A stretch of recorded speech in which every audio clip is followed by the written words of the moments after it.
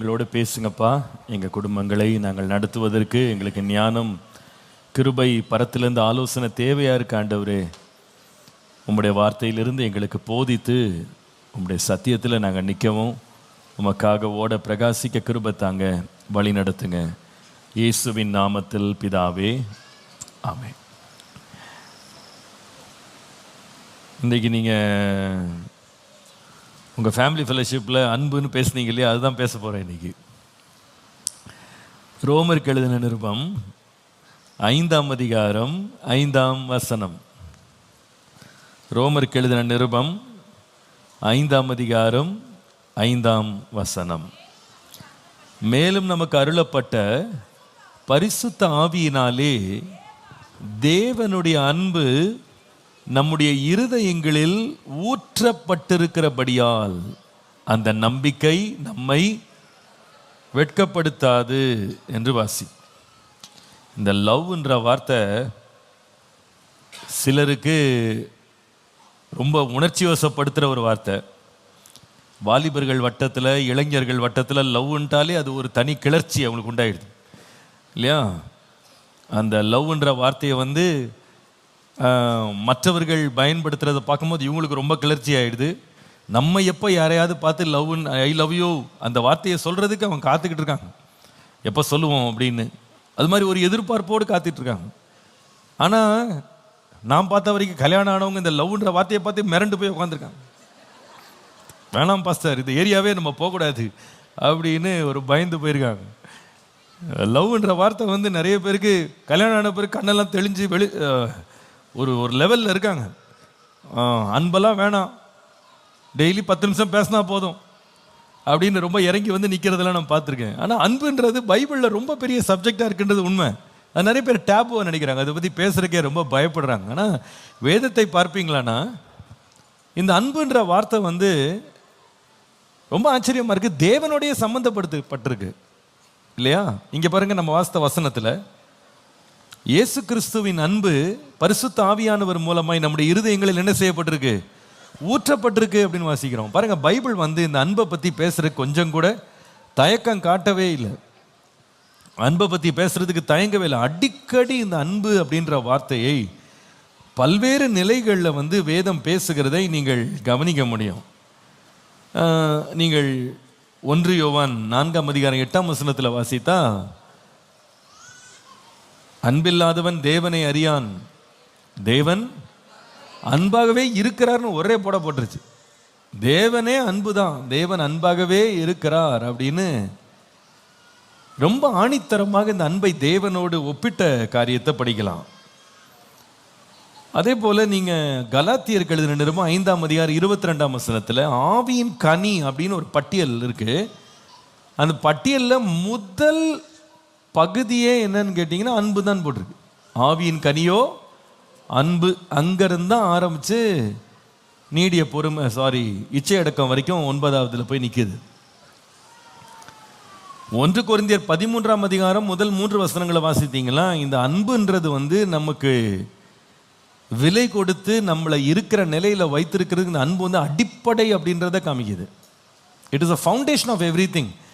1ஆம் வசனத்தில் படித்தீங்கன்னா, மனுஷர் பாஷை நீ பேசலாம்ப்பா, தூதர் பாஷை கூட பேசலாம், ஆனால் அன்பு மட்டும் இல்லைன்னா வெறும் சவுண்டு தான் நீன்னு போட்டிருக்கு. ஓசையிடுகிற வெண்கலம் போல, கைத்தாளம் போல மாறிடுறோம், ஒரு பிரயோஜனம் இல்லை, just sound, you are nothing அப்படின்னு போட்டிருக்கு. 2ஆம் வசனத்தில் தீர்க்க தரிசனம் வரம் கூட இருக்கலாம், ரகசியங்கள்லாம் அறிந்து மலைகளே பேர்க்கத்தக்க விசுவாசம் இருந்தாலும் அன்பு மட்டும் இல்லைன்னா நான் ஒன்றுமே இல்லைன்ற லெவலில் அன்பை எல்லாத்துக்கும் மேலே உயர்த்தி இருக்கிறத பார்க்கலாம். 3ஆம் வசனத்தில் இருக்கிற எல்லாத்தையும் பிதாவாகிய தேவனோடு அன்பு சம்பந்தப்படுத்தப்பட்டிருக்கு. குமாரனாகிய இயேசு கிறிஸ்துவோடு அன்பு சம்பந்தப்படுத்தப்பட்டிருக்கு. யோவான் 13 1ஆம் அதிகாரத்தின் 2ஆம் பகுதி பார்த்தா, முடிவு பரியந்தம் அவர்களிடத்தில் அன்பு கூர்ந்தார்னு இயேசுவை பற்றி போட்டிருக்கு. பரிசுத்த ஆவியானவரை பற்றி பேசணும்னா ஆவியின் கனியே அன்பு தான். பரிசுத்த ஆவியினாலே தேவனுடைய அன்பு நம்முடைய இருதயத்தில் ஊற்றப்பட்டிருக்கு அப்படின்னு பார்க்குறோம். நம்முடைய லைஃப்பை எடுத்துக்கிட்டோம்னா அன்பு இல்லைன்னா நீ ஒன்றுமே இல்லை அப்படின்னு வாசிக்கிறோம் இல்லையா. அன்பு தான் எல்லாத்துலேயும் பிரதானம் அப்படின்னு பார்க்குறோம். அப்போ நமக்கு ஒன்று புரியுது, இந்த அன்பு அப்படின்ற இந்த தன்மை, இந்த குணம், இந்த நிலை என்பது நம்முடைய வாழ்க்கையில் ஒரு அஸ்திபாரமான ஒரு காரியம். இது போக போக அன்பு வரும் அப்படின்லாம் கிடையாது. அஸ்திபாரமே இங்கே தான் ஆரம்பிக்குது. அன்பு இருந்தாலும் பரவாயில்ல, இல்லாட்டியும் பரவாயில்ல அப்படி கிடையாது, கண்டிப்பாக இருக்கணும் அப்படின்னு வாசிக்கிறோம். ஒருவன் வந்து இயேசுவிட்ட கேட்டான், ஆண்டவரே, பிரமாணத்தில் எது பெரிய பிரமாணம்னா, உன் தேவனாகிய கர்த்தரிடத்துல உன் முழு இருதயத்தோடு முழு ஆத்மாவோடு பலத்தோடு என்ன செய், அன்பு கூறு. சொல்லிட்டு நிறுத்தாம அதற்கு இணையான இரண்டாம் கற்பனை வந்து, நீ உன்னிடத்தில் அன்பு கூறுகிறது போல பிறனிடத்தில் அன்பு கூறு அப்படின்னு சொல்றாரு. அங்கேயும் பார்த்தீங்கன்னா கற்பனையில் பிரதான கற்பனையும் அன்போடு தான் சம்மந்தப்படுத்தப்பட்டிருக்கு. இந்த அன்புன்ற வார்த்தை வந்து நம்ம லேசில் நம்ம அதை நம்ம தவிர்த்து தட்டி கழிச்சிட முடியாது. அன்பு இல்லைன்னா பரவாயில்லைங்க அப்படின்லாம் சொல்ல முடியாது. அன்பு என்பது அடிப்படை, அது ரொம்ப அவசியம். எப்படி ஒரு வீட்டை வந்து அஸ்திபாரம் இல்லாமல் மேலே கட்ட முடியாதோ, அன்பு இல்லாமல் வாழ்க்கை நடத்துறதுன்றது முடியாத காரியம். இந்த அன்பு தணிஞ்சு போகக்கூடாதுன்னு சொல்லி வெளிப்படுத்தல் விசேஷம் 2ஆம் அதிகாரத்தில் 5ஆம் வசனத்தில் வாசிக்கிறோம். ஆதியில் கொண்டிருந்த அன்பை நீ விட்டா என்று உன் பேரில் என்ன இருக்கு, குறை இருக்குன்னு ஆண்டவர் சொல்லுகிறதை பார்க்கணும்னா எபேசு சபைக்கு. ஆனால் இந்த சபையில் என்ன இருந்ததுன்னு பார்த்தா 2ஆம் வசனம் வாசித்து பாருங்க. அது வெளிப்படுத்தல் 2ஆம் அதிகாரம் 2ஆம் வசனத்தில் வாசித்தா, உன் கிரியைகளையும் உன் பிரயாசத்தையும் உன் பொறுமையையும் நீ பொல்லாதவர்களை சகிக்க கூடாமல் இருந்ததையும் அப்போஸ்தலர் அல்லாதவர்களே அப்போஸ்தலர் அல்லவென்று சொல்லுகிறதையும் அவர்கள் பொய்யரிலிருந்து கண்டறிந்ததையும் நீ சகித்து கொண்டிருக்கிறதையும் நீ பொறுமையாக இருக்கிறதையும் என் நாமத்தினாலே இளைப்படையாமல் பிரயாசப்படுகிறாய், இதெல்லாம் நான் அறிந்திருக்கிறேன் என்றார். அப்போ என்னெல்லாம் இருந்துச்சு அப்படின்னா, கிரியை, பிரயாசம், பொறுமை, சகிப்பு, இதெல்லாம் இருந்தாலும் அதெல்லாம் பெருசுப்படுத்தவே இல்லை. அப்போ பைபிள் வந்து நமக்கு கிரியைகளுக்கு நம்ம பொதுவாக மனுஷ மத்தியில் ரொம்ப பெரிய முக்கியத்துவம் இருக்கும். சில பேர் வந்து ரொம்ப சொல்லுவாங்க வருத்தப்பட்டு, அன்பே இருக்க மாட்டேங்குதுங்க. அப்போ வீட்டில் என்ன சொல்லி அனுப்புவாங்க தெரியுமா, 3 வேளை சாப்பாடு போடுறாருல, வேண்டியதெல்லாம் வாங்கி கொடுக்குறாருல, உனக்கு வேலைக்கு கொண்டு போய் விட்டுறாருல, இதை பற்றிலாம் கவலைப்படாத அப்படின்னு சொல்லி அனுப்புவாங்க. அப்போ மனுஷர் மத்தியில் என்னென்னா, கிரியைகள் இருந்தால் போதும், பிரயாசம் இருந்தால் போதும், பொறுமை இருந்தால் போதும், சகிப்பு இருந்தால் போதும், மற்ற அன்பு இல்லைன்னா பரவாயில்ல, அது போக வரும், அதெல்லாம் பெருசுப்படுத்திக்கிடாத அப்படின்னு சொல்லுவாங்க. ஆனால் பைபிள் சொல்லுது, இந்த கிரியை இருந்தாலும் பிரயாசம் இருந்தாலும் பொறுமை இருந்தாலும் சகிப்பு இருந்தாலும் அன்பு மட்டும் இல்லைன்னா ஆண்டவருக்கு ரொம்ப குறையாக ஃபீல் பண்ணுறாரு. ஒரே ஒரு குறை இருக்குன்னாரு, ஆதியில் கொண்டிருந்த அன்பை விட்டாய். இந்த அன்பு வந்து தணிஞ்சு போகக்கூடாது. அன்பு எப்பொழுது நம்முடைய இருதயத்தில் நிலைச்சிருக்கணும்னு ஆண்டவர் விரும்புகிறார். இன்ஃபேக்ட் வேதத்தில் வாசிக்கும் போது வேதம் சொல்லுது, கண்ணால் கண்ட சகோதரனை ஒருவன் நேசிக்காவிட்டால் காணாத தேவன் மேல் எப்படி அன்பாய் இருப்பான் அப்படின்னு வேதம் சொல்லுகிறது. இப்போ அந்த அன்பை வந்து நம்ம வாழ்க்கையில் ரொம்ப அவசியமானதாக, அடிப்படையானதாக, அஸ்திபாரமானதாக வேதம் சொல்லுது. சில பேர் கணவன்மார் கூட என்ன நினைக்கிறாங்கன்னா, என்ன சும்மா சும்மா அன்பு அன்புன்னு பேசிக்கிட்டு இருக்கேன், எவ்வளோ உனக்கு செய்கிறேன், எவ்வளோ செலவு பண்ணுறேன், எவ்வளோ உன்னை பார்த்துக்கிறேன், இது போதாதா உனக்கு அப்படின்னு சொல்லுவாங்க. அதே மாதிரி மனைவிமார் கூட சில வேளை ஒரு கட்டத்தில் சொல்லிடுவாங்க. ஆனால் வேதம் சொல்லுது, இந்த பிரயாசம், பொறுமை, கிரியைகள் எல்லாவற்றை விட அன்பு ரொம்ப ரொம்ப முக்கியம். அந்த இருதயத்தில் இயேசு கிறிஸ்துவின் அன்பு ஊற்றப்பட வேண்டியது அவசியம். ஒரு மனிதனுடைய வாழ்க்கையில் இந்த அன்பு இவ்வளவு அவசியமானது அப்படின்றத ஆண்டவர் இம்ப்ரெஸ் பண்ணுறதுக்கான காரணம் என்ன? வேதம் முழுவதும் பழைய ஏற்பாட்டில் புதிய ஏற்பாட்டில் இந்த அன்பை குறித்து அவ்வளவு ஆணித்தரமாக ஆண்டவர் வந்து இது கற்பனைகளிலையும் சரி, கட்டளைகள்லையும் சரி, ஆண்டவருடைய உபதேசத்திலையும் சரி, எல்லா இடத்துலையுமே, கனிகளில் எல்லா இடத்துலையும் இந்த அன்பு அன்பு அன்புன்றதை ரொம்ப ஏன் முக்கியப்படுத்துறாரு? ஏன் இதுக்கு இவ்வளோ முக்கியமான இடம் கொடுக்கப்படுது? இன்ஃபேக்ட் குடும்பத்தில் கூட பார்க்கும்போது புருஷர்களுக்கு கற்பனை கொடுக்கும்போது சொல்கிறாரு, புருஷர்களை உங்கள் சொந்த மனைவிகளில் என்ன பண்ணுங்க, அன்பு கூறுங்கன்றார். அதுக்கு உதாரணம் யாருன்னு கேட்டால் இயேசு தன்னையே கொண்டு வர்றாரு.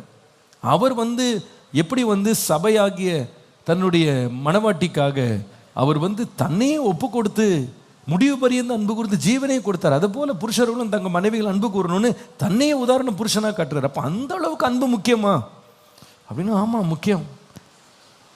வேதம் சொல்லுகிறது நிலைத்திருக்கிறவைகள் 3. என்னது? நம்பிக்கை, விசுவாசம், அன்பு. இவைகளில் எது பெரியது? அன்பே பெரியது அப்படின்னு 1 கொரிந்தியர் 13 கடைசி வசனம் படிக்கிறோம்.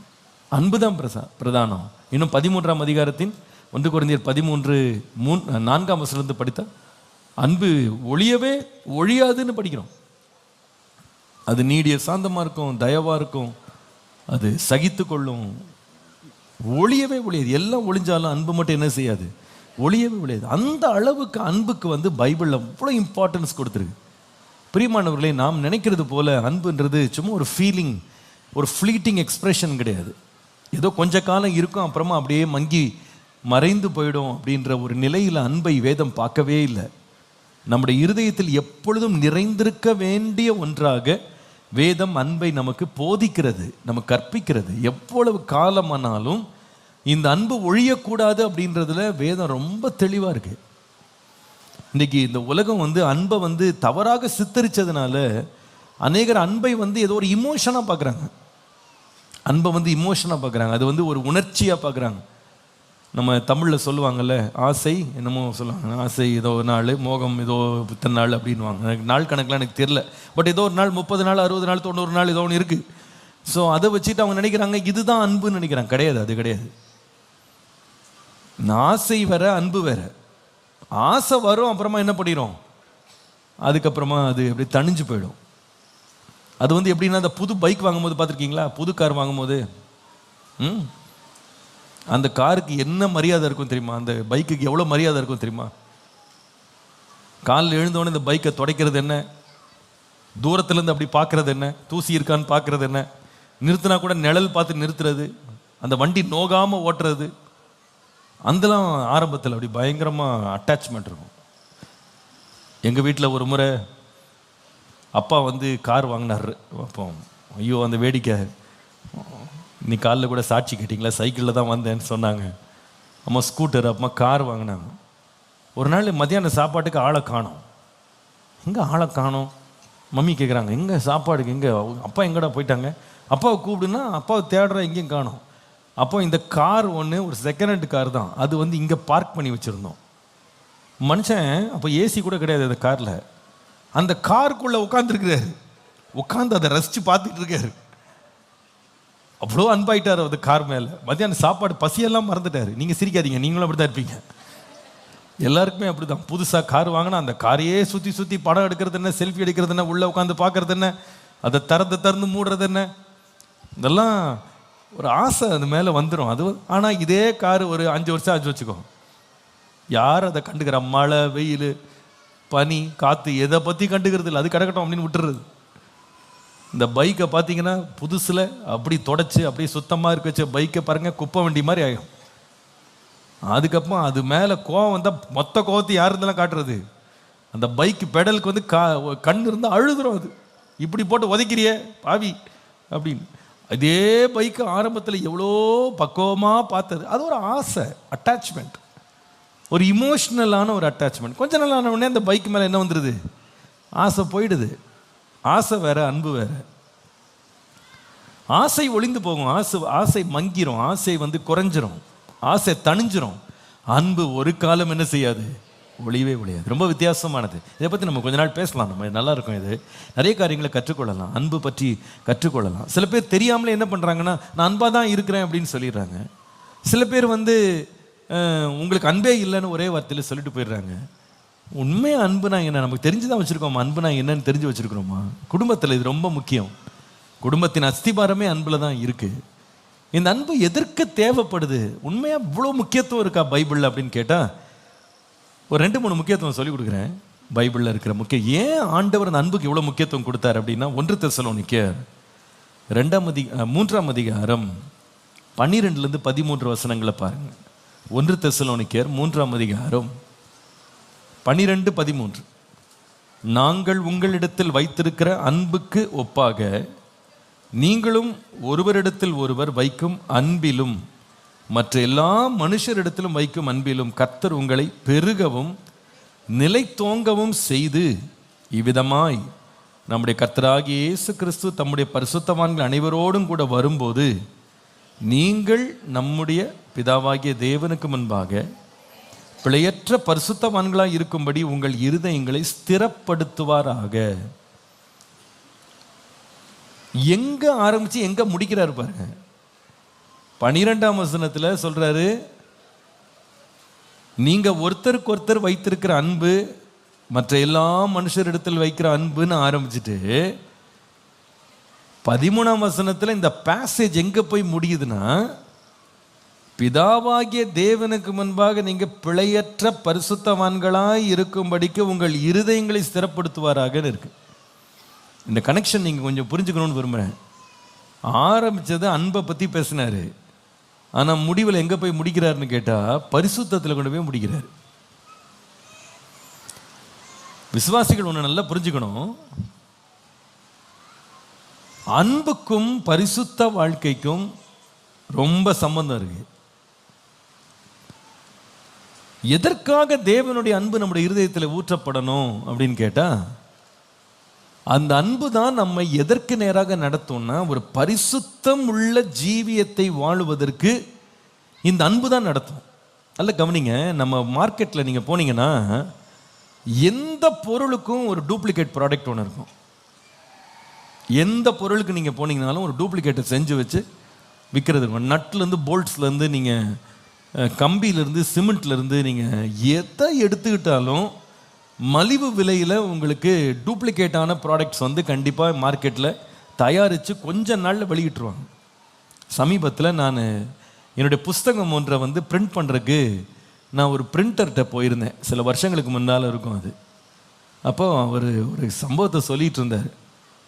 அவர் சொன்னார், நான் வந்து ஒரு சில மாதங்களுக்கு முன்னால் தான் நான் வந்து ஒரு பிரிண்டர் ஒன்று வாங்கணும், பிரிண்டிங் மெஷின், ஒரு ஒரு ப்ரொஃபஷ்னலான பிரிண்டிங் மெஷின் வாங்கணும் அப்படின்னு நான் போய் தேடினேன். அப்போ வந்து பாம்பேயில் வந்து ஒரு எக்ஸிபிஷன் போட்டாங்க. அப்போது அந்த எக்ஸிபிஷனில் உலகமெங்கும் இருந்து பிரிண்டிங் மெஷின்ஸை வந்து கொண்டு வந்து அவங்க டிஸ்பிளே பண்ணி டெமோ பண்ணி அதை விற்கிறதுக்கு அவங்க கஸ்டமர்ஸ் பிடிக்க வந்திருந்தாங்க. பெரிய ஒரு எக்ஸ்போ நடந்தது. அப்போது இவர் ஒரு மிஷின் பார்த்தாரு, அதில் ரொம்ப அவருக்கு பிடிச்சி போச்சு அவருக்கு. ஏன்னா அவ்வளவு திறமை, நம்ம திறம்பட அது வேலை செய்யும், ரொம்ப உயர்தரமான ஒரு மிஷின். ஆனால் அந்த மிஷினுடைய விலை வந்து கிட்டத்தட்ட 12 கோடி. அது ஜெர்மனியிலிருந்து தயாரித்து அவங்க எடுத்துகிட்டு வர்றாங்க. அந்த மிஷின் ஜெர்மன் கம்பெனி. அதனுடைய ஃபீச்சர்ஸ் எல்லாம் ரொம்ப நேரம் இவர் பார்த்தாரு, படித்தார், அவங்க வந்து எக்ஸ்பிளைன் பண்ணாங்க.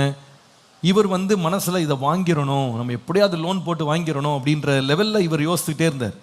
இதை சுற்றி சுற்றி சுற்றி சுற்றி வந்து பார்த்துக்கிட்டே இருக்கும்போது அங்கிருந்த ஒருவர் இவரை பார்த்து, சார் இப்படி வரீங்களா அப்படின்னு கூப்பிட்டாரு. கூப்பிட்ட உடனே இவர் என்ன அப்படின்னு கேட்டார். நீங்கள் பிரிண்டர் தானே பார்க்குறீங்க, நீங்கள் இந்த ஜெர்மன் பிரிண்டர் எவ்வளோ சொன்னாங்கன்னு கேட்டார். அப்போது இவர் சொன்னார், 12 கோடி சொல்கிறாங்க, இன்னும் நெகோஷியேட் பண்ணல, பட் 12 கோடின்னு சொல்கிறாங்க. அவர் சொன்னார், கொஞ்சம் ஓரமாக வரீங்களான்னு கூப்பிட்டு அவர் சொன்னார், நீங்கள் பார்க்குற இந்த மிஷினை நான் வந்து உங்களுக்கு இதே மிஷின் அப்படியே பார்க்குறதுக்கு இதே மிஷினை நான் வந்து உங்களுக்கு சைனாவில் இருக்குது, நான் உங்களுக்கு வாங்கி தரேன் அப்படின்னாரு. அப்படியா? எல்லாமே அப்படியே இருக்கும் சார், ஸ்டிக்கர்லேருந்து இதோட சைஸ்லேருந்து நீங்கள் எதுவுமே சேஞ்ச் இருக்காது, உங்களுக்கு நான் வந்து தர்றேன் அப்படின்னாரு. இவர் அப்படியா எவ்வளோ ஆகுதுன்னு கேட்டார். 1 கோடின்னு சொன்னார். அப்படியே அசந்து போயிட்டாராம். என்ன சொல்கிறீங்க? ஒரு பக்கம் 12 கோடி ஒரு மிஷின் சொல்லிட்டு இருக்காங்க. அதே மிஷினை இவங்க என்ன பண்ணியிருக்காங்க, சைனாவில் வாங்கி பார்ட்டாக பிரித்து அதை வந்து டை எடுத்து அதை போலவே ஒரு மிஷினை செஞ்சு, அவங்க பாவம் இந்த மிஷினை செய்கிறதுக்கு எவ்வளோ அவன் ரிசர்ச் பண்ணியிருப்பான், எவ்வளோ அதுக்கு வேலை செஞ்சுருப்பான், ட்ரையல் அண்ட் எரர் எவ்வளோ பார்த்துருப்பான், அத்தனையும் தூக்கி போட்டு மொத்தத்துக்கு டை அடித்து அதே மாதிரி மிஷினை செஞ்சு 1 கோடிக்கு வித்துட்டு இருக்காங்க. அவர் சொல்லிட்டு சொன்னார், சார் இதே போக்கில் போச்சுன்னா இருக்கிற அறிவாளி ஒருத்தனை வேலை செய்ய மாட்டான், யாருமே வேலை செய்ய விரும்ப மாட்டான். அத்தனை என்ன பண்ணிட்டாங்கன்னா இன்டலெக்சுவல் தெஃப்ட்னு சொல்கிறாங்க, அறிவு சார்ந்த திருட்டு அப்படியே நடக்குது. ஒருவன் கஷ்டப்பட்டு செய்கிற ஒரு பொருளை ஒரே ராத்திரியில் கொண்டு போய் தனித்தனியாக பாட்டாக பிரித்து டை எடுத்து அப்படியே செஞ்சு ஒன்றா ஃபிக்ஸ் பண்ணி என்ன பண்ணியாச்சு, பல மடங்கு மலிவாக விலையில் விற்கிறது. இதெல்லாம் ஏன் சொன்னேன் அப்படின்னா, பிரிண்டர் விற்கிறதுக்கு இல்லை, எதுக்கு சொன்னேன் அப்படின்னா, அன்பில் கூட இதே மாதிரி போலிகள் வரும். இந்த உலகத்துல வந்து ஈஸியா கிடைக்கிறதுக்கு இதுதாங்க அன்பு அப்படின்னு மார்க்கெட் பண்றது நிறைய உலகத்துல இருக்கு. அதுதான் அன்புன்னு மார்க்கெட் பண்றாங்க. உதாரணமா இது ஒரு பெரிய இண்டஸ்ட்ரியாவே மார்க்கெட் ஆகுது. அதுல பெரிய இண்டஸ்ட்ரியில ஒன்று என்னன்னு சொன்னா இந்த சினிமா இண்டஸ்ட்ரி. அதுல வந்து கண்டதும் காதல் அப்படின்றத வந்து அன்புன்னு அவங்க சித்தரிக்கிறாங்க.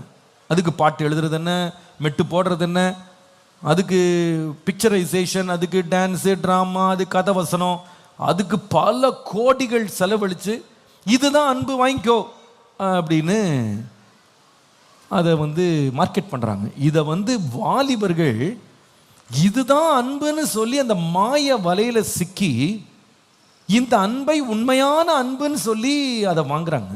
ஆனால் ரொம்ப வேதனை என்ன தெரியுமா, ஒரு போலியான பொருளை நீங்கள் வாங்கினீங்கன்னா அது ஆரம்பத்தில் வந்து அதனுடைய வாசனை, அதனுடைய தோற்றம், அதனுடைய வசீகரம் எல்லாம் ரொம்ப நல்லா இருக்கும், ஒரிஜினல் மாதிரியே இருக்கும். ஆனால் கொஞ்ச நாளில் சாயம் என்ன பண்ணிடும், வெளுத்துரும்.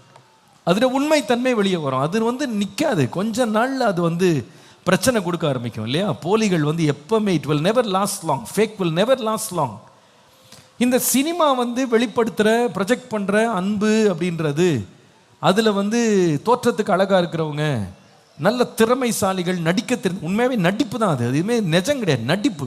டைரக்டர் சொல்கிறார் இந்த மாதிரி கண்ணை வச்சுக்கோன்னா அந்த மாதிரி கண்ணை வச்சுக்குவாங்க, இந்த மாதிரி மெதுவாக பேசுனா மெதுவாக பேசுவாங்க, உயரமாக கொஞ்சம் சத்தமாக பேசுனா சத்தமாக பேசுவாங்க, இப்படி சாயி இப்படி ஆடு, எல்லாமே டைரக்டட், நத்திங் இஸ் ரியல்.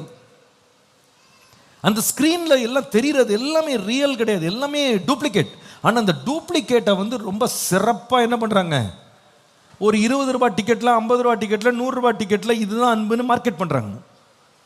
இதை பார்த்துட்டு வந்த பிள்ளைங்க என்ன பண்ணுறாங்கன்னா, ஓ இதுதான் அன்பு போல இருக்கு அப்படின்னு கல்லூரி பிள்ளைகள் வரைக்கும் எல்லாரும் அலையலையா அதை அப்படியே பின்னால் போய் அதை வெளிப்படுத்தினவரை வந்து தங்கள் தெய்வமாகவே வணங்க ஆரம்பிச்சு எல்லாம் முடிச்சு கடைசியில் இந்த அன்பை தாங்க ருசிக்கலாம், இந்த மெத்தடில் தான் நம்ம வந்து அன்புனால நம்ம குடும்பத்தை கட்டணும், நம்ம வாழ்க்கையை கட்டணும்னு காலை வைக்கும் போது தான் தெரியுது, இவ்வளோ நாள் நம்ம பார்த்து பரவசப்பட்டு ஆசைப்பட்டு கனவு கண்ட எல்லாமே பொய்யா.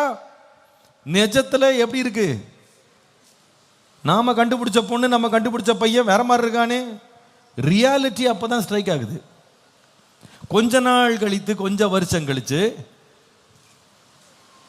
அன்புக்கே இவர் தான் அடையாளம், அன்புக்கே இவங்க தான் அடையாளம்னு சொல்லி மிக பிரபலமாக வெளிப்படுத்தப்பட்ட நடிகன் இவர்களுடைய வாழ்க்கையினுடைய நிஜம் வெளியே வருது பேப்பர்ல. அதுல வரும், இந்த அன்பே பேசி காதல் வசனமா பேசிட்டு இருந்தவர் மனைவியை போட்டு மண்டையை பொளந்தார் அப்படின்னு வரும். சொந்த மனைவிக்கு விஷம் வைக்க முயற்சி செய்தார், அல்லது இப்படி அன்பு அன்பு அன்புன்னு பேசினாலு ஒன்று நடிகனோ நடிகையோ மாத்திரை சாப்பிட்டு தற்கொலை செய்தார்கள். என்னன்னு கேட்டால் குடும்ப பிரச்சனை. இப்படி ஒவ்வொன்றும் வந்துட்டே இருக்கு, இன்னும் வருது, உயிரோடு இருக்கும் போது வருது, செத்து போன பிறகு வருது, பல கதைகள் வெளியே வருது. அப்ப இவ்வளோ நாள் இவங்கள நம்பி இவங்க தான் நம்மளுக்கு அன்புக்கு போதகர்கள், பாடம் எடுத்தவர்கள், அன்பு எல்லாத்தையும் கரகண்டவர்கள் அப்படின்னு நம்ப வச்சாங்களே. இத்தனை பேருடைய உண்மையான வாழ்க்கையில என்ன இல்லை சொல்லுங்க. அந்த பேசிட்டு இருந்த பாட்டு வேலை செய்யல, கதை வசனம் வேலை செய்யல, இந்த மேக்கப்பு, காஸ்டியூமு, இந்த பேக்ரவுண்டு, பாட்டு கீட்டு ஒன்றும் வேலை செய்யல. All just fake.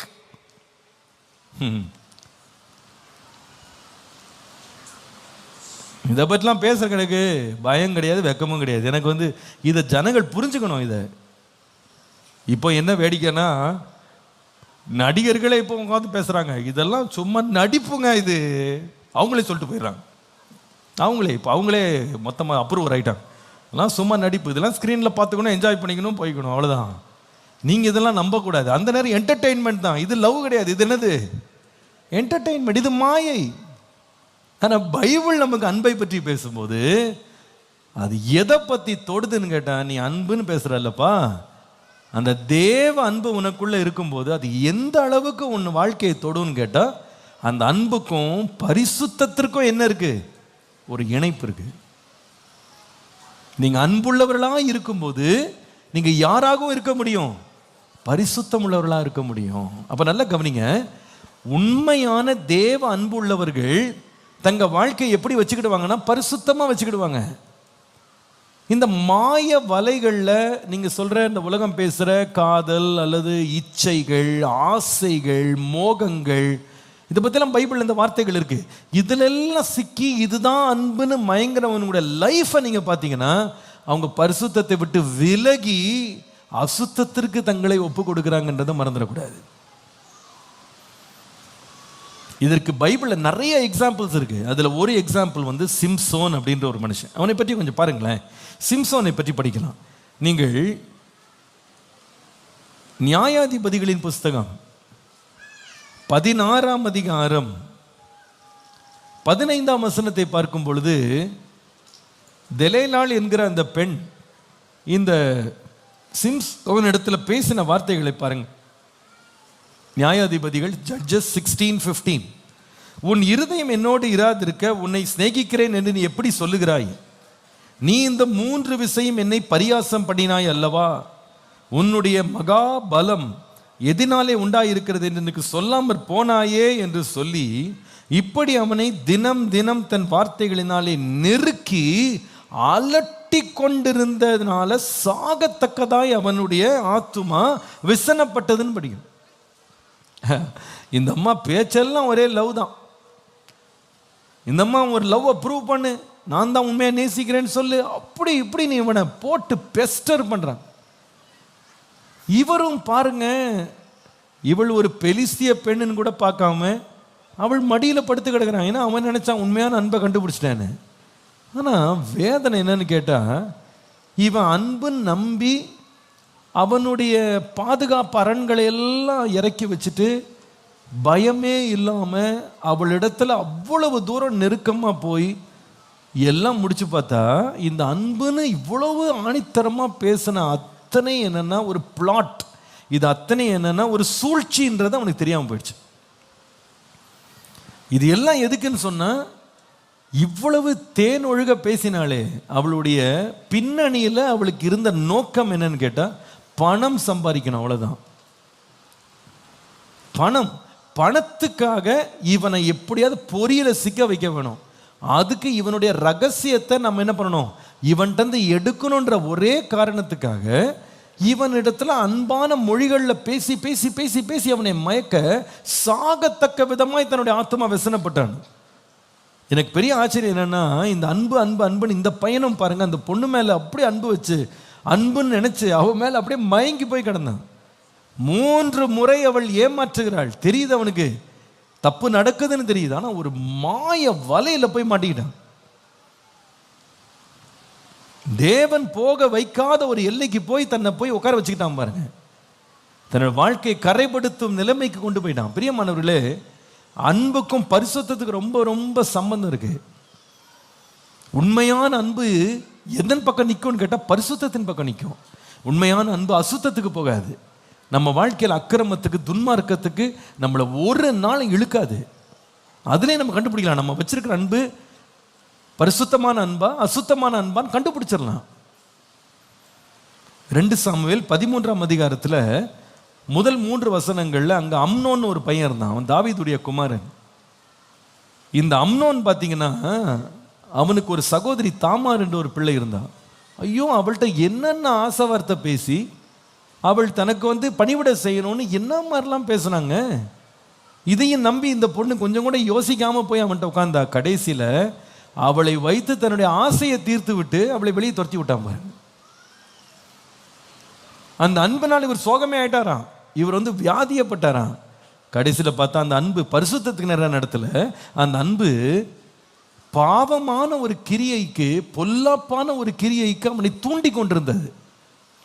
பிரியமானவர்களே, நம்ம வச்சிருக்கிற அன்பு ரியல் லவ்வா ஃபேக் லவ்வா அப்படின்னு நம்ம கண்டுபிடிக்கணும்னா ஒன்று நல்லா தெரிஞ்சுக்கிடுங்க. எல்லா பிள்ளைங்களுங்க, நிறைய பாலிய பிள்ளைங்க வந்திருக்கீங்க, உங்களுக்கு நான் சொல்கிறேன், நம்ம அன்பு தேவ அன்பா இருதயத்தில் ஊற்றப்பட்டது பரிசுத்த ஆவியினாலே இயேசு கிறிஸ்துவின் அன்பாக நம்ம இருதயத்தில் அந்த அன்பு ஊற்றப்பட்டிருக்குன்னா அந்த அன்பு அசுத்தமான காரியங்களை, பாவமான காரியங்களை செய்ய நம்மை தூண்டவே தூண்டாது. அதிலே நீங்கள் புரிஞ்சுக்கலாம் இது உண்மையான அன்பா, இது ஃபேக் லவ்வா, அல்லது ஜெர்மன் குட்ஸா, இது சைனா குட்டான்னு நம்மளுக்கு அதிலே தெரிஞ்சிடும். இது ஒரு ஏமாற்று வேலையா, இது உண்மையா அப்படின்னு தெரியும். உண்மையான அன்பு எதுக்கு நேரம் ஒருவனை நடத்தும்னா பரிசுத்தத்துக்கு நேரம் நடத்தும். பரிசுத்தத்துக்கு நேரம். போர்த்திபாரின் மனைவி கூட யோசேப்பின் மேல் கண் வைத்தாள். ஆசை வந்துச்சு. ஆனால் அந்த ஆசை எப்படிப்பட்ட ஆசையாக இருந்தால் பரிசுத்தத்துக்கு இல்லை, அக்கிரமம் செய்கிறதுக்கு அவனை தூண்டு பிடிக்கிற ஒரு ஆசையை அவனுக்குள்ளே கொண்டு வாங்க. ஆசையெல்லாம் நீங்கள் அன்புன்னு நீங்கள் தயவுசெய்து அதை ரெண்டையும் ஒன்றா மேட்ச் பண்ணி பார்க்காதீங்க. அது கிடையாது. உண்மையான அன்பு நம்முடைய இருதயத்தை ரொம்ப பரிசுத்தமாக வைத்துக்கொள்ளும். கரையற்ற பிழையற்ற ஒரு வாழ்க்கைக்கு நம்மை நடத்தும். இன்றைக்கு உலகம் இது ரொம்ப தவறாக போதிக்குது. இன்ஃபேக்ட் இது ஆப்போசிட்டாக போதிக்குது. என்ன சொல்லுறாங்க தெரியுமா? All is fair in love and war அப்படின்னு ஒரு ஸ்டேட்மெண்ட் இருக்குது தெரியுமா? All is fair in love and war. அது அர்த்தம் என்னன்னா, யுத்த நேரத்திலையும் சரி அன்புக்கும் சரி எல்லாமே நியாயம்தான், எல்லாமே சரிதான். எதை செஞ்சாலும் சரிதான். அன்புக்காக எதை செஞ்சாலும் சரிதான். யுத்த வேளையில் என்ன நடந்தாலும் சரிதான். இப்போ பாருங்க, யுத்தம் நடக்குது. யுத்தத்தில் தலைப்பு செய்தி போடுவாங்க, இந்த குண்டு போய் பாய்ந்தது 300 பேர் மரித்து போனாங்க அப்படின்னு போடுவாங்க. இந்த 300 பேர் இறந்து போனாங்க பாருங்க. இந்த குண்டை வீசின ஒரு பைலட்டோ அல்லது ஒரு பீரங்கி ஆப்ரேட் பண்ணவர் மேலேயோ கொலை குற்றம் போடுவாங்களா சொல்லுங்க? அதுக்கு தூக்கு தண்டனை கொடுப்பாங்களா? கிடையாது. யுத்தத்தில் தானேங்க, குண்டடிப்பட்டு தானே இறந்தாங்க. இது யுத்தம், அதனால சாகு வரதான் செய்யும். அதனால இந்த சாவெல்லாம் கணக்கில் என்ன பண்ணாது, வராது. எல்லாமே நியாயத்தில் போயிடும். ஓ இது பரவாயில்ல, இத்தனை பேர் இறந்துட்டாங்க, அவ்வளோதான்.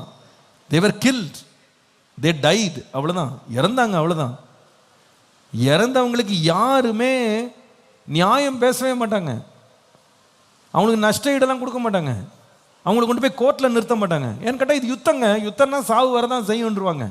அதே போல் இன்னைக்கு உலகம் போதிக்கிற ஒரு தத்துவம் என்னன்னு கேட்டிங்கன்னா, all is not only fair in war. வாரில் யுத்தத்தில் எல்லாமே நியாயம் என்று சொல்கிறது மாத்திரம் இல்லை, அன்புன்னு ஒன்று இருக்குன்னா அதில் கூட எல்லாமே நியாயம்தான். அப்படி பைபிள் போடவே இல்லை. அன்புன்ற போர்வை வச்சுக்கிட்டு என்ன வேணால் செய்யலாம், எப்படி வேணால் வாழலாம், என்ன வேணால் கேட்கலாம், என்ன வேணால் நம்ம செய்யலாம், கிடையாது. அன்பு அக்கிரமம் செய்யறதுக்கு ஒரு மூடியாக, ஒரு கவராக இருக்க வேதம் அனுமதிக்கவே இல்லை. வேதம் போதிக்கிற அன்பு என்பது பரிசுத்தம் உள்ளது, தூய அன்பு. It's filled with holiness. அந்த அன்புல பரிசுத்தத்தோடு நம்ம வாழ வேண்டும் அப்படின்றது வேதம் நமக்கு போதிக்குது. அன்பு என்பது கலப்படம் இல்லாதது, தூய்மையானது, தற்பொழிவை நாடாதது. அந்த அன்புல எந்த கரையும் இல்லாதது. அது உண்மையான அன்பு, sincere love that guides us to holiness, sanctification, purity in life.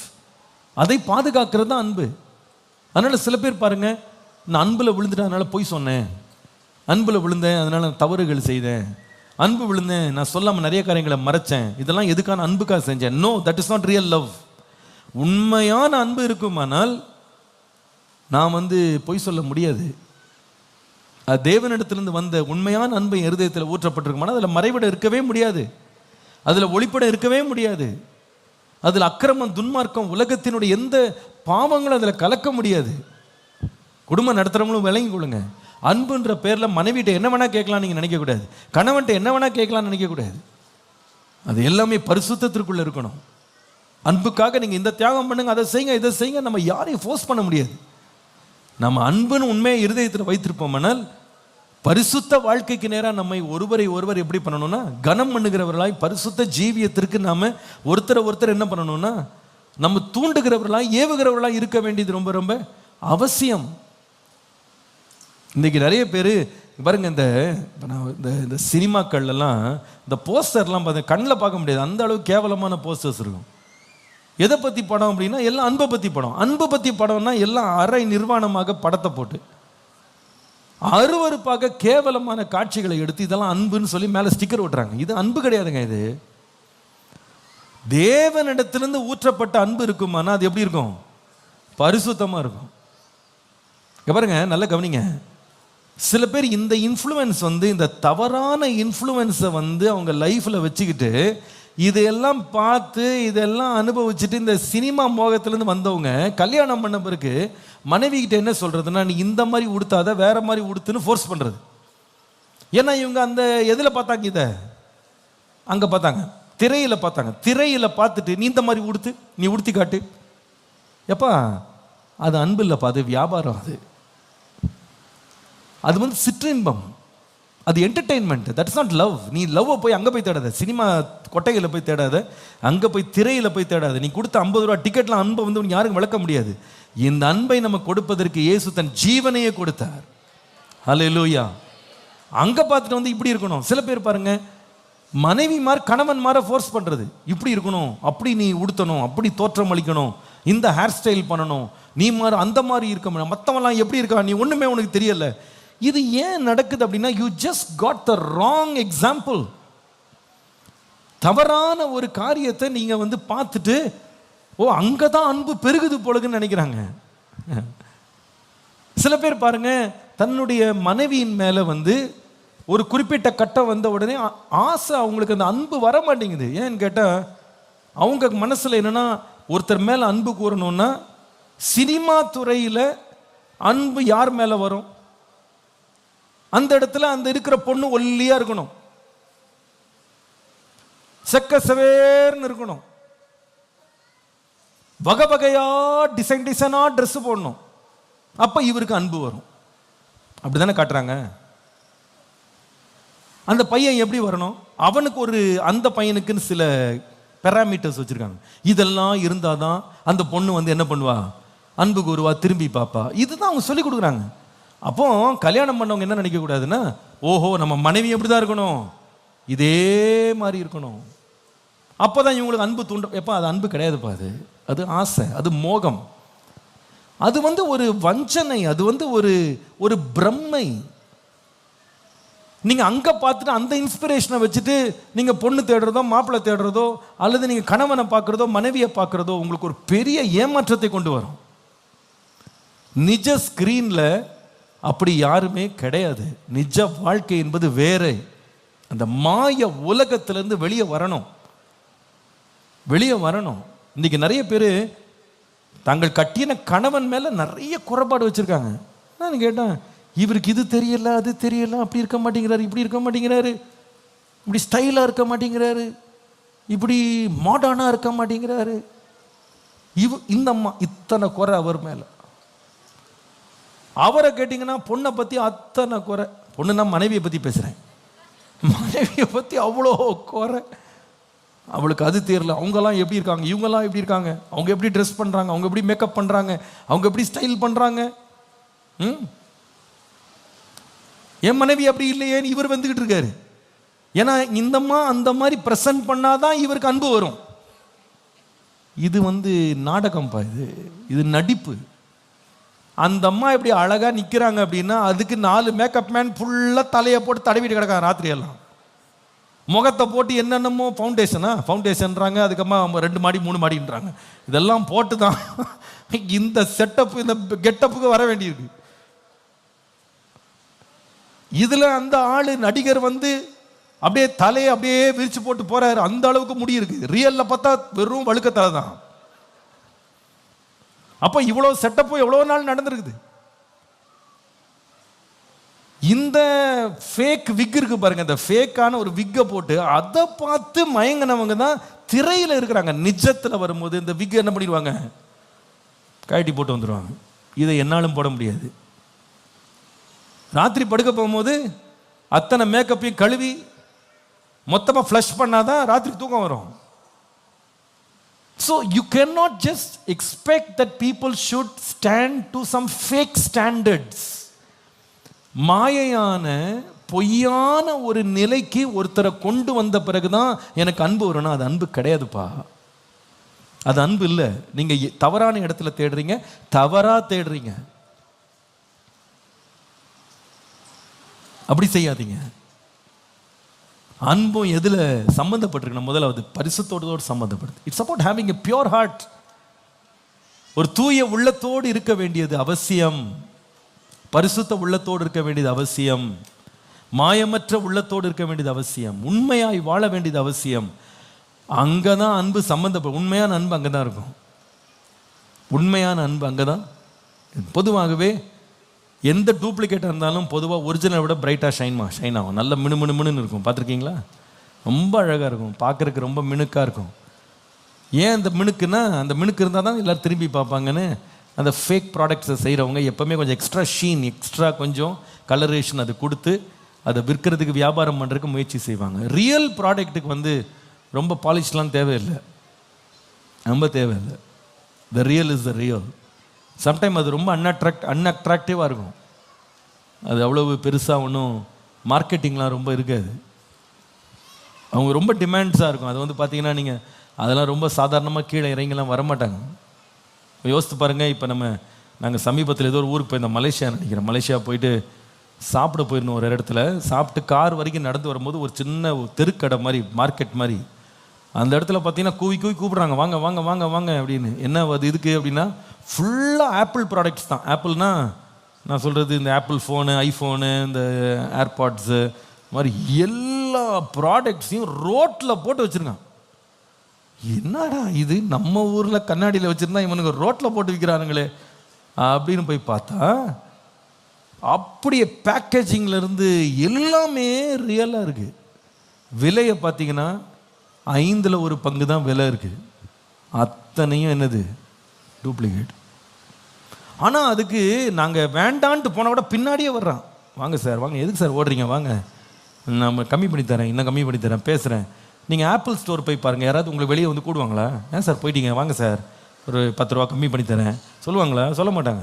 வந்தா வா, வராட்டி போ, வாங்கினா வா, வாங்காட்டி போகிற, வெளியே போன வெளியே போ, ஏன் இவ்வளோ நின்றுட்டு கிளம்பி போங்கன்னுவாங்க. ஏன்? Because we got the original. எங்கிட்ட ஒரிஜினல் இருக்கு. உண்மையான அன்பு எப்படி இருக்கும் தெரியுமாப்பா? பரிசுத்தமாக இருக்கும். புருஷன்மாருக்கு நான் ரொம்ப தயவாக சொல்கிறேன், உங்கள் மனைவி மேலே நீங்கள் தேவ அன்போடு நீங்கள் அன்புடன் வாழ்வதற்கு பரிசுத்தத்தை தேடுங்க. மனைவிட்ட உங்கள் கணவன்கிட்ட அன்புள்ளவர்களாக இருப்பதற்கு பரிசுத்தம் உள்ளவராக இருக்கிறாரா அப்படின்றதுல கவனம் செலுத்துங்க. அப்போ நீங்கள் உண்மையான அன்பை ருசிப்பீங்க. நீங்கள் மாயமான பொய்யான அன்புகளை வெளியில் பல இடங்களில் நம்ம பார்த்தது, வெளி உலகத்தில் பார்த்தது, நம்ம பாவ வாழ்க்கையில் நம்ம கண்டுபிடிச்சது, பார்த்தது, இதெல்லாம் வச்சுட்டு அன்பை தேடினீங்கன்னா நீங்கள் கண்டுபிடிக்க போகிறது பொய்யான அன்பு தான், நிஜமான அன்பு அல்ல. பரிசுத்தம் உள்ளவர்களாக இருந்த அன்புள்ளவர்களாக தேவனுடைய அன்பினால் இருதயம் நிரப்பப்பட கர்த்தர் நமக்கு உதவி செய்வாராக. ஜெபம் பண்ணலாமா? எல்லாரும் எழும்பி நிற்போம். எந்த ஒரு எண்ணம் நம்ம இருதயத்தில் நிற்கட்டும். என் அன்புக்கும் தேவ அன்புக்கும் பரிசுத்தத்துக்கும் இருக்கிற இணைப்பை புரிந்து பரிசுத்தம் உள்ளவர்களாகவும் அன்புள்ளவர்களாகவும் வாழ எனக்கு கிருபை தாங்க. ஆண்டவரே, நான் அன்புள்ளவனாக இருக்கிறேன் என்றால், உண்மையான அன்பு உள்ளவர்கள் பரிசுத்தமாக இருப்பாங்க, தூய்மையாக இருப்பாங்க, நீதியாக இருப்பாங்க, நேர்மையாக இருப்பாங்க. அல்லேலூயா. உண்மையை விரும்புவாங்க, உண்மையில் வாழ்வாங்க. அதில் முக்கியத்துவம் செலுத்துங்க. அந்த தேவனுடைய தூய அன்பை நீங்கள் நிச்சயமாக நீண்ட நாள் மகிழுவீங்க. எனக்கு தெரியும், அழகும் வீண், சௌந்தரியம் வஞ்சனை உள்ளது, கர்த்தருக்கு பயப்படுகிற ஸ்திரீயே புகழப்படுவாள். ஆமாம், இந்த உலகம் காண்பிக்கிற அன்பு அழகோடு சம்பந்தப்படுத்தி, ஆசையோடு சம்பந்தப்படுத்தி, வசீகரத்தோடு சம்பந்தப்படுத்தின அன்பெல்லாம் இட்ஸ் ஃபேக். அந்த மேக்கப் கலைஞ்சதுன்னா அதுக்கப்புறமா அன்பும் ஆசையும் போயிடும். ஆனால் கர்த்தருக்கு பயந்து ஒரு பெண் வாழ்வாளானார், அந்த பரிசுத்தத்தோடு சம்பந்தப்படுத்த உண்மையான அன்பு இருக்கு பாருங்க, அது காலத்துக்கும் நிற்கும். நீங்க உங்க பேரம்பேத்தி பார்க்கும்போது கூட உங்க மனைவி ரொம்ப அழகா தெரிவா. ஏன் தெரியுமா? அவளுக்கு இருக்கிற அன்பு பரிசுத்தத்தோடு கலந்தது. அவளுடைய உண்மை, நேர்மை, நீதி, நெறி தவறாத வாழ்க்கை, அது உங்களை காலத்துக்கு கட்டி காக்கும். உங்க கணவன் ஒருவேளை பார்க்கறதுக்கு அழகா இல்லாம, வசீகரமா இல்லாம, மற்றவங்களை போல மாடர்னா இல்லாம, இந்த மாதிரி நீங்க வச்சிருக்கிற பெராமீட்டர் ஸ்டைலா இல்லை, ட்ரெண்டியா இல்லை, என்னென்னமோ வார்த்தைலாம் புதுசு புதுசாக இப்போ பேசுகிறாங்க. இப்போ வாலிப பிள்ளைங்களாம் என்னென்னமோ சொல்கிறாங்க, நம்மளுக்கு காதில் ஒன்றும் புரிய மாட்டேங்குது. நம்மளே வயசாட்ட மாதிரி ஃபீல் பண்ணுறோம். என்னென்னமோ ஒரு வார்த்தைலாம் யூஸ் பண்ணுறாங்க, இதெல்லாம் தேடுறாங்க. வைபு நான் இப்போ நான் யோசிச்சது என்னமோ சொன்னானுங்களே, வைபு தேடுறாங்க. இந்த வைபெல்லாம் நீங்கள் தேடினாலும் அன்பில் பரிசுத்தம் இல்லைன்னா அந்த வைபு ரொம்ப நாள் நிற்காது. உன் ஒய்ஃபுக்கு, உன்னுடைய ஹஸ்பண்டுக்கு நீ எதிர்பார்க்குற வைப் இல்லாமல் இருக்கலாம், எதிர்பார்க்குற கிளாமர் இல்லாமல் இருக்கலாம், பியூட்டி இல்லாமல் இருக்கலாம், ஒருவேளை நிறைய ஸ்கில்ஸ் அவங்களுக்கு இல்லாமல் இருக்கலாம். But if they got holiness, you are in for the real deal. உண்மையாக சொல்ல, உன் மனைவிக்கு கணவனுக்கு பரிசுத்தம் இருக்குமானா நீங்கள் நிஜத்தை பிடிச்சிக்கிட்டீங்க. நீங்கள் உங்களுக்கு காலம் நல்லா இருக்கும். எத்தனை வருஷம் ஆனாலும், எத்தனை வயசானாலும் உன் மனைவியை நம்பி விட்டுட்டு நீங்கள் போகலாம். உன் கணவனை நம்பிட்டு நீங்கள் வாழலாம். உன் கணவன் எங்கே போய் ட்ராவல் பண்ணாலும் உங்களுக்கு தெரியும், அவர் அழகுக்காக நான் கல்யாணம் பண்ணல, அவர் பரிசுத்தத்துக்காக நான் கல்யாணம் பண்ணேன். I love his holiness. அவரை நம்ப முடியும். அவள் புருஷனுடைய இருதயம் அவனை நம்பும். அந்த மாதிரி இருக்கணும். அதை தேடுங்க. நீங்கள் நிறைய பேர் உலகத்தில் போயிட்டு வேலைக்கு போயிட்டு அங்கங்கே பார்த்துட்டு அட்வர்டைஸ்மெண்ட்டை பார்த்துட்டு, ஐயோ நம்ம மனைவி இப்படி இல்லையே, நம்ம கிடைக்கலையே, நம்ம கொடுப்பனை இல்லைன்னு நினச்சிட்டு உட்காந்துருக்கேன். You just running after the fakes. ஃபேக்குக்கு பின்னாடி போறீங்க. நிஜத்தை பிடிங்க. நிஜம், உண்மையான தேவ அன்பு எங்கள் இருதயத்தில் ஊற்றப்பட பரிசுத்தத்தோடு நாங்கள் பயணிக்க எங்களுக்கு கிருபை தாரும். ஜெபம் பண்ணலாமா? கண்களை மூடுவோம். ஆண்டவரே, எங்களையும் அந்த பரிசுத்தத்துக்கு வாஞ்சை உள்ளவர்களாய் மாற்றுங்க. என் குடும்பம் பரிசுத்தமாக இருக்கணும். என் ஒய்ஃப், என் ஹஸ்பண்ட், ஆண்டவரே, எங்களுக்குள்ள ரிலேஷன்ஷிப்ஸ் ஹோலியாக இருக்கணும், ஆனஸ்ட். ஆண்டவரே, நாங்கள் நீதியாக ரைச்சஸாக வாழணும். அவள் இருவரும் கர்த்தரிட்ட சகல கற்பனைகளின்படியையும் நியமங்களின்படியும் குற்றமற்றவர்களாய் நடந்து தேவனுக்கு முன்பாக நீதி உள்ளவர்களாய் இருந்தார்கள். சகரியா எலிசபெத்தை பற்றி வாசிக்கிறோம். அதே போல எங்க ஃபேமிலி ஒரு நீதி உள்ள பரிசுத்தமுள்ள ஒரு ஃபேமிலியா, ஒருவரை ஒருவர் நம்பத்தக்க அந்த நேர்மை, பரிசுத்தம், நீதி, உண்மை இவைகளால் அலங்கரிக்கப்பட்ட நல்ல அஸ்திவாரம் உள்ள ஒரு குடும்பமா எங்க குடும்பம் இருக்க கிருபை தாங்க. இதுக்கு முக்கியத்துவம் கொடுக்க கிருபை தாங்க. இதையே நம்பி நாங்கள் வாழ கிருபை தாங்கன்னு சொல்லி கரங்களை வைத்து ஒரு ஜெபம் பண்ணுவோம். ஆண்டவரே, இப்படிப்பட்ட உண்மையான அன்பின் கயிறுகளால் எங்களை கட்டுங்கப்பா. ஆண்டவரே, இந்த வீணான அழகு, வஞ்சிக்கிற இந்த ஆண்டவரே சௌந்தரியம், இது எல்லாத்துக்கு பின்னால் நாங்கள் போகாம ஆண்டவரே பரிசுத்தத்தோடு நிறைந்திருக்கிற தூய தேவ அன்பினால் எங்கள் உள்ளம் நிரப்பப்பட எங்களுக்கு கிருபை தாங்க ஆண்டவரே என்று நம்ம ஆண்டவர்கிட்ட கேட்போம். ஆண்டவரே, எங்களுக்கு எல்லாரும் கிருபை தாங்க. எங்கள் குடும்பங்களில் கிருபை தாங்க. எங்கள் கணவன்மார் கிருபை தாங்க. எங்கள் மனைவிமார் கிருபை தாங்க. ஆண்டவரே, மாயைக்கு பின்பாக ஆண்டவரே நாங்கள் ஏமாந்து போய் ஆண்டவரே நாங்கள் எங்களை அழித்து கொள்ளாதபடி நீதியை பின்பற்ற, பரிசுத்தத்தை பின்பற்ற, நேர்மையை பின்பற்ற, தேவனுக்கு பயப்படுகிற பயத்தை பின்பற்ற கிருபை தாரும். எங்கள் கணவன்மார் கர்த்தருக்கு பயப்படுகிறவர்களாக இருப்பார்களாக. எங்கள் மனைவிமார் கர்த்தருக்கு பயப்படுகிற ஸ்திரீகளாக இருப்பார்களாக. அந்த அன்பு உலகத்தின் அடிப்படையில் இருக்கக்கூடாது. ஆண்டவரே, தேவன் மேல் உண்மையான அன்புள்ளவர்களாய், தேவனுடைய அன்பினால் நிரப்பப்பட்டவர்களாய், நீதிக்கும் பரிசுத்தத்திற்கும் நேர்மைக்கும் உண்மைக்கும் நம்பகத்தன்மைக்கும் முக்கியத்துவம் கொடுக்கிற குடும்பங்களாய் எங்கள் குடும்பங்கள் காணப்பட கிருபை தாங்க ஆண்டவரே. கிருபை தாங்க, வழிநடத்துங்க, ஆசீர்வதிங்க. இயேசுவின் நாமத்தில் பிதாவே, ஆமென்.